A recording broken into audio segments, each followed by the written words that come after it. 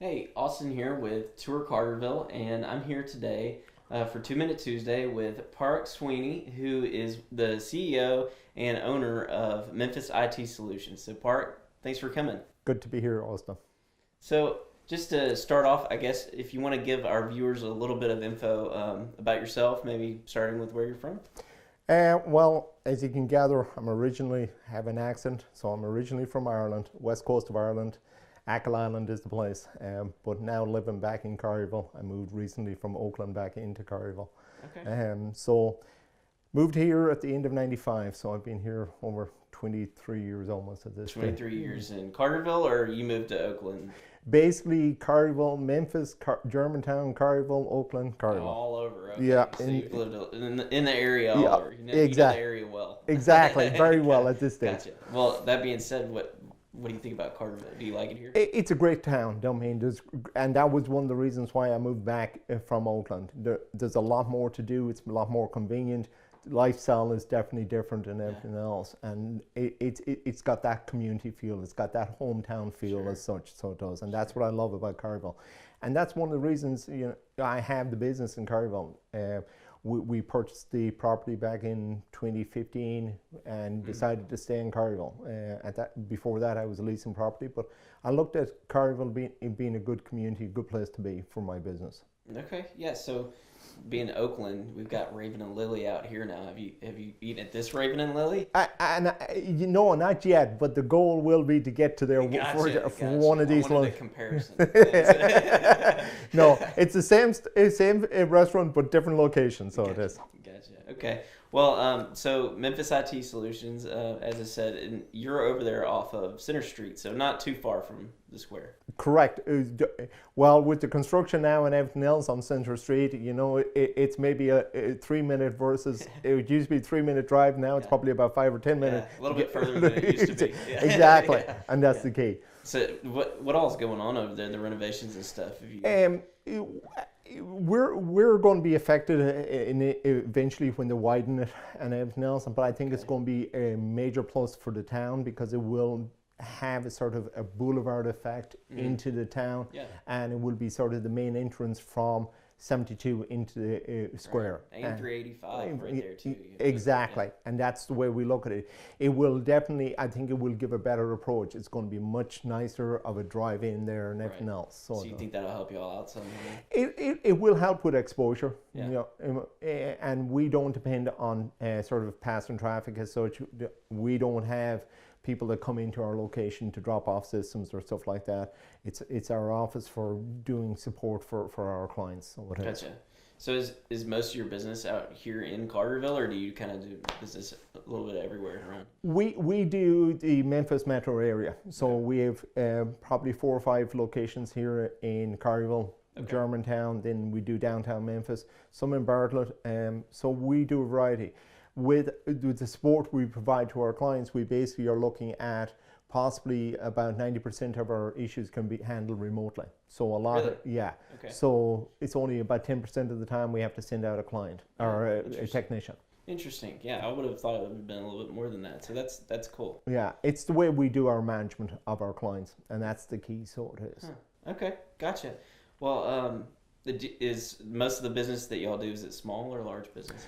We do a variety of businesses, and that was one aspect when I started the business back in 2004, 2006, in that era when I started. I started doing 1 and 2 small user offices, and we're now managing all the way up to 120, 150 users is our sort of sweet spot. So all across the board. All across the board. And then the verticals we will emphasize on medical. Medical is huge to us because of security and everything else. Okay. And then, but we will do professional services, we'll do retail. So we will do a variety of businesses. But again, really, we say our sweet spot is really a 20 user office all the way up to 120. And that's where we will work Gotcha. on. So mainly retail and stuff like that, not much residential. No, residential we will handle if somebody's using a home office. So if somebody has their business and they're working at a home, we'll assist them with that. We'll take care of them. But residential is one area we will not work on, and we just try to avoid it more so than anything else. Gotcha. Okay. So you've already mentioned security, which I figure is a big component of your business, big part of your business. But yeah, if you want to maybe dive into that and talk a little bit about security and what else you also provide as far as support goes. Well, with the sort of a small business, if somebody comes on board, say they're in the health field more so than anything else, where we try to specialize, is that we will go in, we will do an evaluation of their network. We will see where there's weaknesses, where there's potential risks or exposure due to security breaches. Okay. And then if they become a client as such, security is going to be number one for us. And we take the approach that a prospect may have their own firewall, or they may have something else that resembles a firewall on their network. We're going to replace it with our own equipment. We're going to provide the essential enterprise firewall that's needed behind the internet provider. Because I've seen cases where people will have just their ISP, whether it's AT&T or Comcast, and they'll have their equipment connected to their modem and say they're secure.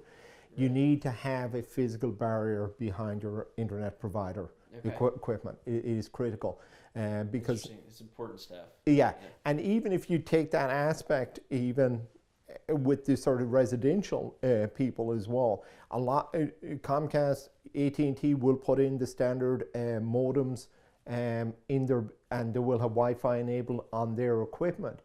Again, a residential, and this is a piece of information for residential people in the Collierville area, is it's essential that you actually put another device behind that for your own sake. Okay. Make sure you're changing your passwords. So don't use the default Xfinity password that they provided me. Exactly. Do not change that if possible. And then if you are using your own equipment, then disable the Wi-Fi on the internet provider's equipment, because a lot of times they will allow other customers to use your Wi-Fi throughout the area.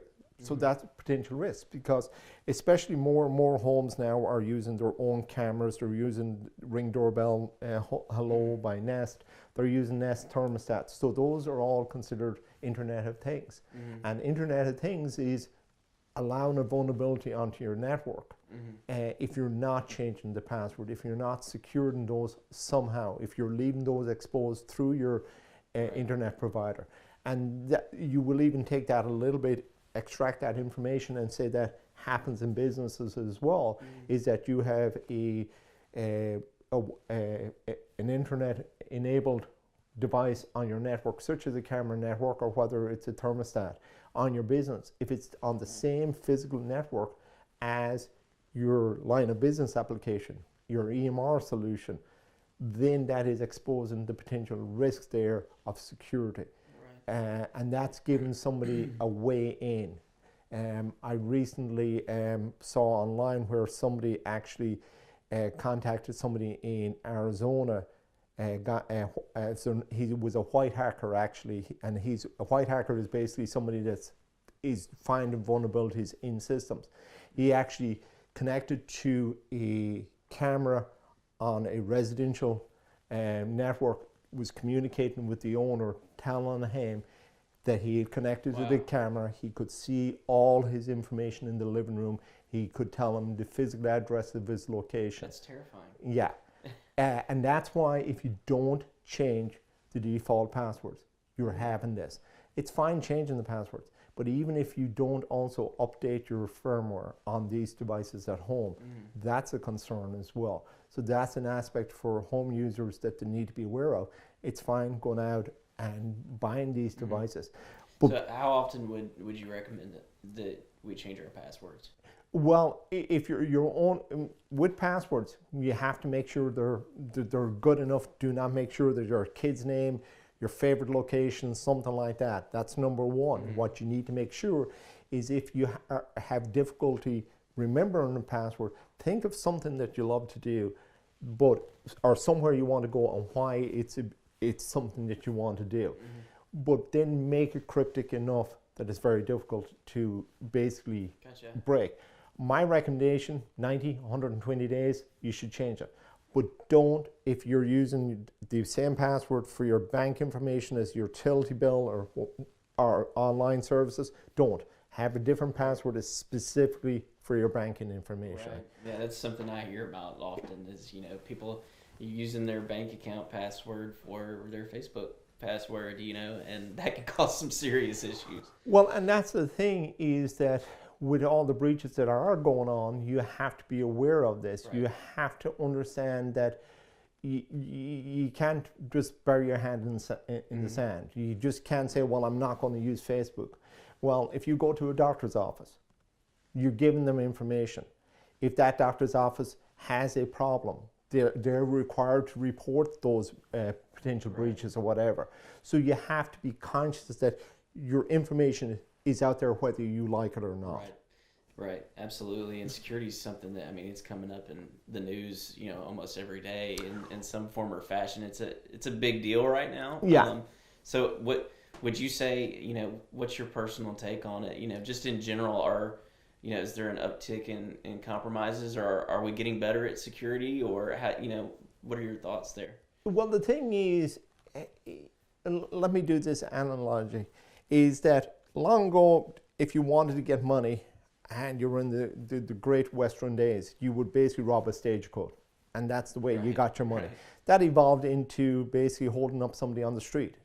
And now it has evolved. Somebody can sit in a back room, send you an email, a phishing email, and basically say, I need you to reset your password.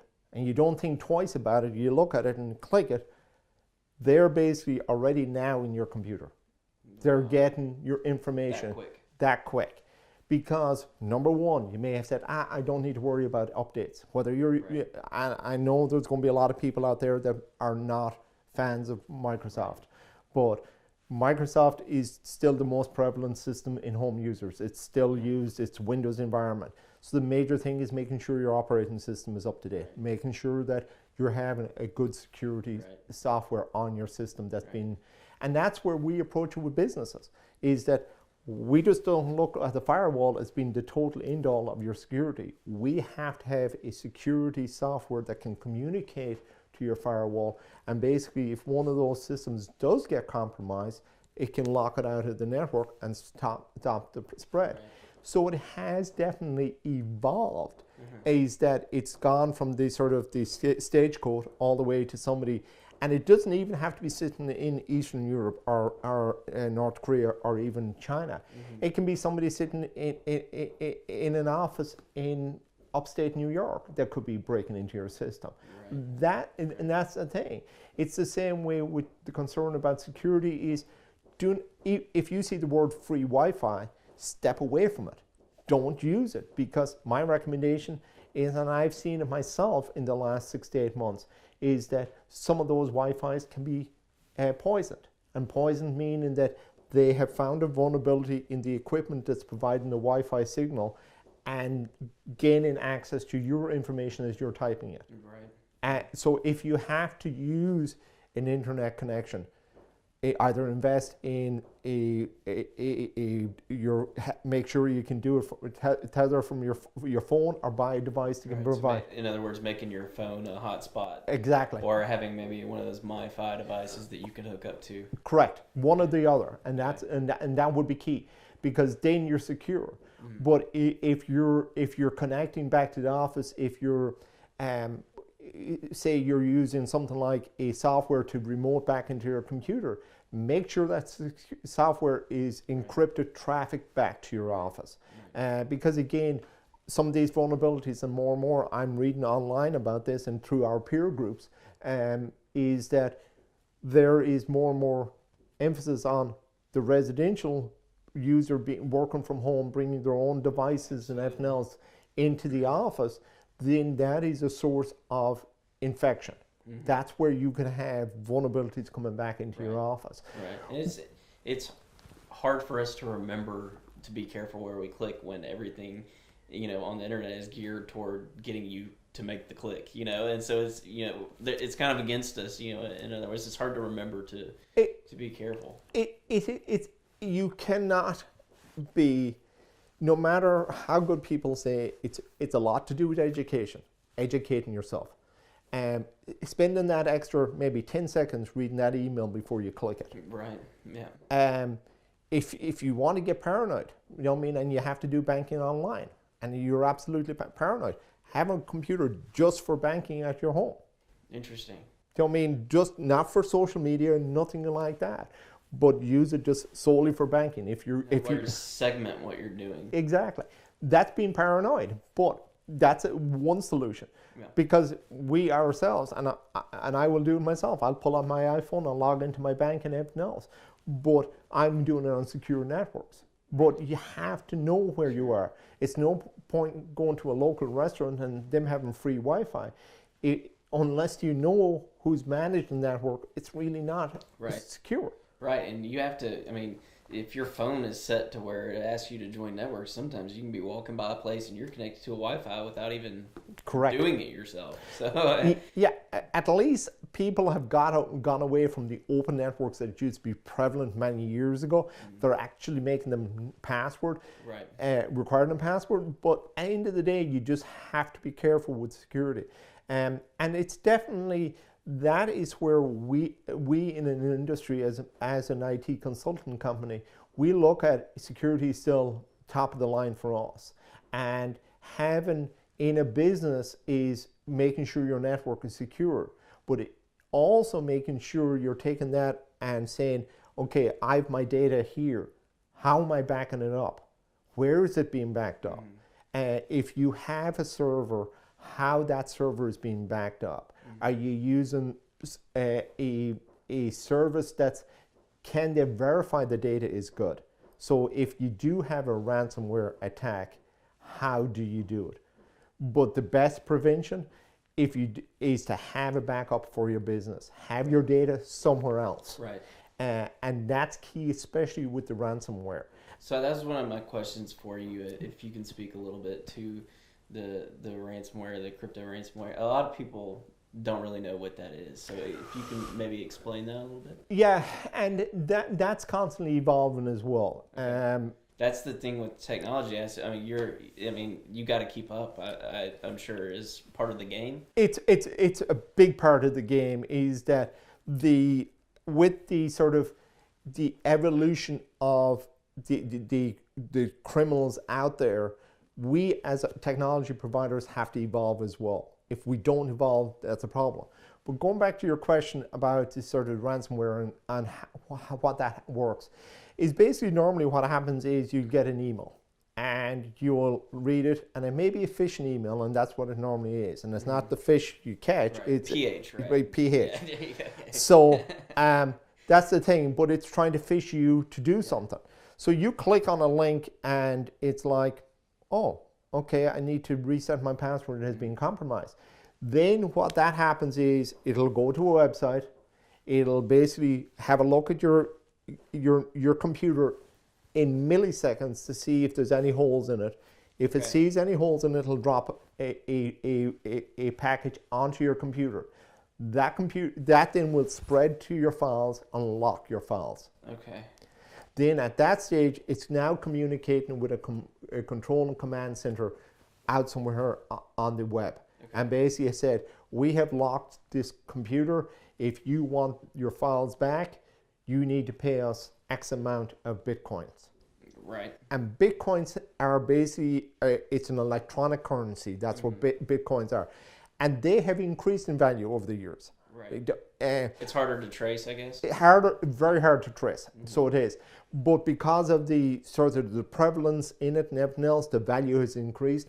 So you've spoken to the medical field quite a few times since we started talking. Why is it so important in the medical field to have security, and why is that such a big part of what y'all do?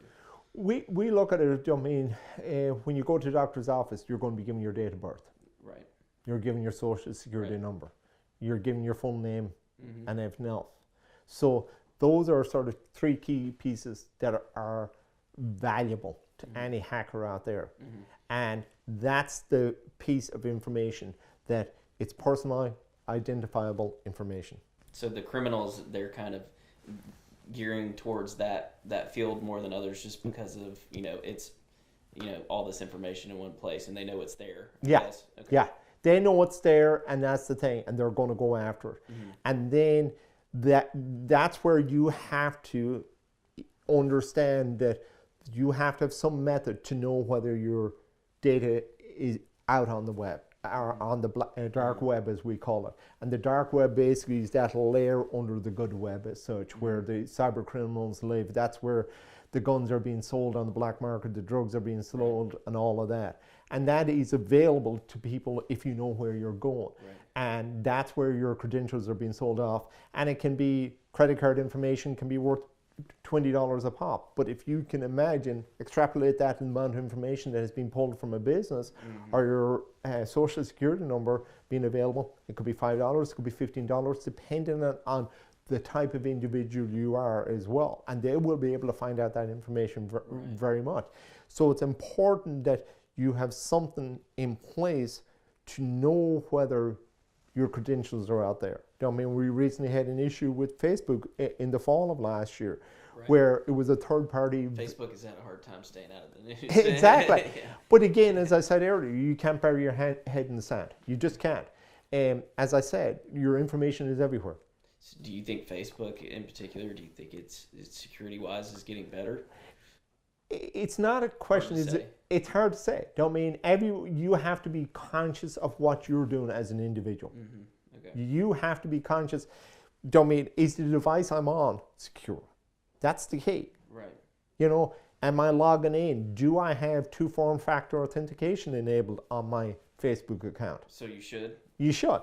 I mean, even though it takes you longer to log in. Yeah, you should, and that is a key in any of the sort of.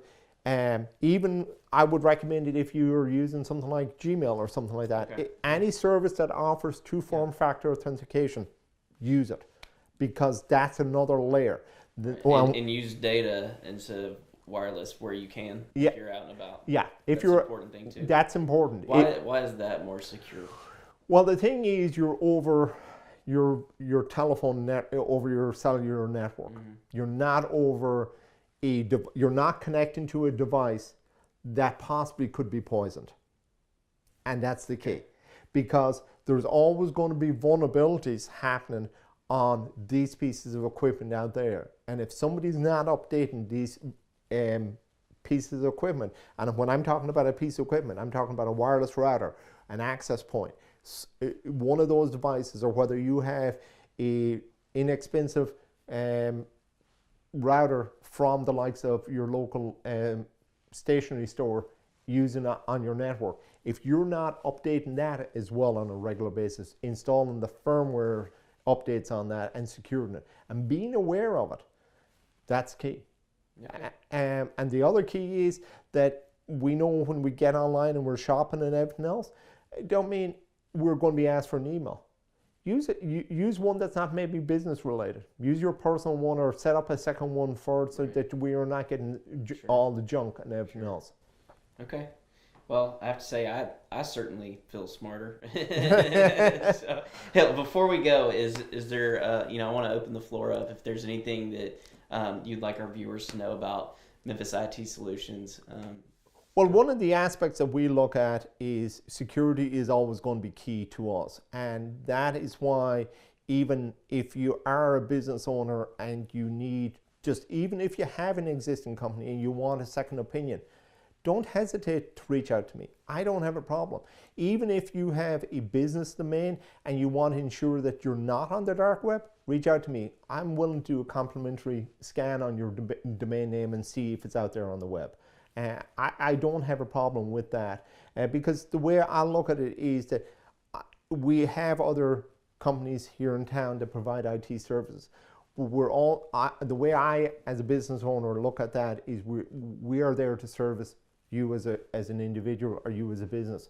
And if somebody's not doing something right for you, you need to be told in the story. Yeah. Well, thank you so much, Paraic, for coming in. Appreciate it, Austin. Thank you. I'm going to go change my passwords.